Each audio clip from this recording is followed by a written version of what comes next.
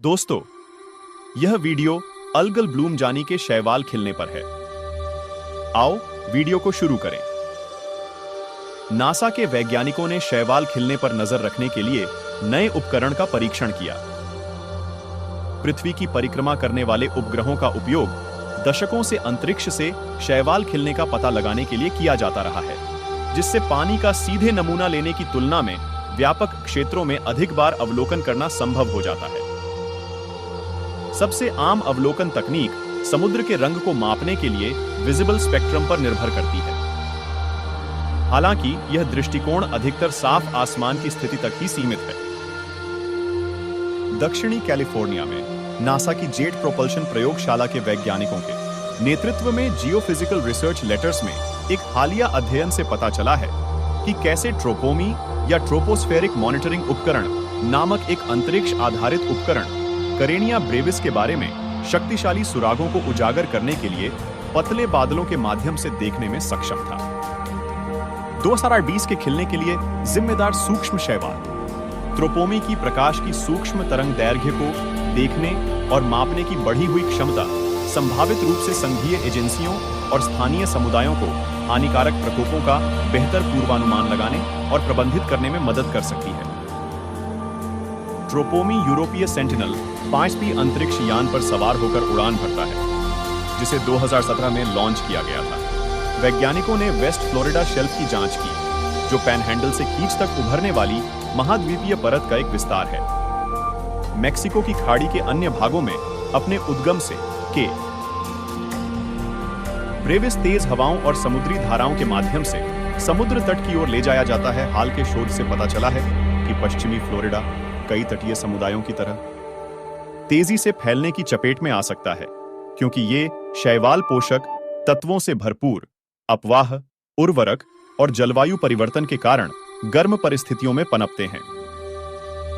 Mexico की खाड़ी और ग्रेट लेक्स सहित कई राज्यों और तटीय क्षेत्रों में हानिकारक शैवाल खिलने की निगरानी और पूर्वानुमान के लिए प्रणालियां उपलब्ध हैं। नेशनल ओशनिक एंड एटमॉस्फेरिक एडमिनिस्ट शैक्षणिक, राज्य, आदिवासी और स्थानीय साझेदारों के साथ मिलकर हानिकारक शैवाल खिलने के पूर्वानुमान विकसित करने और जारी करने के लिए काम करता है। मौसम के पूर्वानुमान के समान उस मौसम के दौरान जब फूल खिलते हैं। के ब्रेविस की घटनाएं विशेष रूप से चिंताजनक हैं, क्योंकि शैवाल एक शक्तिशाली न्यूरोटॉक्सिन का उत्पादन करते हैं, जो उच्च सांद्रता में बड़े पैमाने पर मछलियों को मारने और कछुए, मैनेट और पक्षियों जैसे समुद्री जीवन को जहर देने का कारण बन सकता है। विष भी सांस के द्वारा अंदर लिया जा सकता है, जिससे मनुष्यों में श्वसन संबंधी बीमारी हो सकती है और यह शंख में जमा हो सकता है, जिसके परिणाम स्वरूप इनका सेवन करने वाले लोगों में जठरांत्र संबंधी बीमारी हो सकती है। जैसे ही शैवाल प्रकाश संश्लेषण के माध्यम से भोजन करते हैं और बढ़ते हैं, के ब्रेविस एक हल्की लाल चमक उत्सर्जित करता है, जिसे सौर प्रेरित प्रतिदीप्ति लाल SIF कहा जाता है, जिसे ट्रोपोमी सहित कुछ उपग्रह उपकरणों द्वारा पता लगाया जा सकता है, जो वास्तव में वायु प्रदूषण को मापने के लिए डिजाइन किया गया। के ब्रेविस की घटनाएं विशेष रूप से चिंताजनक हैं, क्योंकि शैवाल एक शक्तिशाली न्यूरोटॉक्सिन का उत्पादन करते हैं, जो उच्च सांद्रता में बड़े पैमाने पर मछलियों को मारने और कछुए, मैनेट और पक्षियों जैसे समुद्री जीवन को जहर देने का कारण बन सकता है। विष भी सांस के द्वारा अंदर लिया जा सकता है, जिससे मनुष्यों में श्वसन संबंधी बीमारी हो सकती है और यह शंख में जमा हो सकता है, जिसके परिणाम स्वरूप इनका सेवन करने वाले लोगों में जठरांत्र संबंधी बीमारी हो सकती है। जैसे ही शैवाल प्रकाश संश्लेषण के माध्यम से भोजन करते हैं और बढ़ते हैं, के ब्रेविस एक हल्की लाल चमक उत्सर्जित करता है, जिसे सौर प्रेरित प्रतिदीप्ति लाल SIF कहा जाता है, जिसे ट्रोपोमी सहित कुछ उपग्रह उपकरणों द्वारा पता लगाया जा सकता है, जो वास्तव में वायु प्रदूषण को मापने के लिए डिजाइन किया गया था।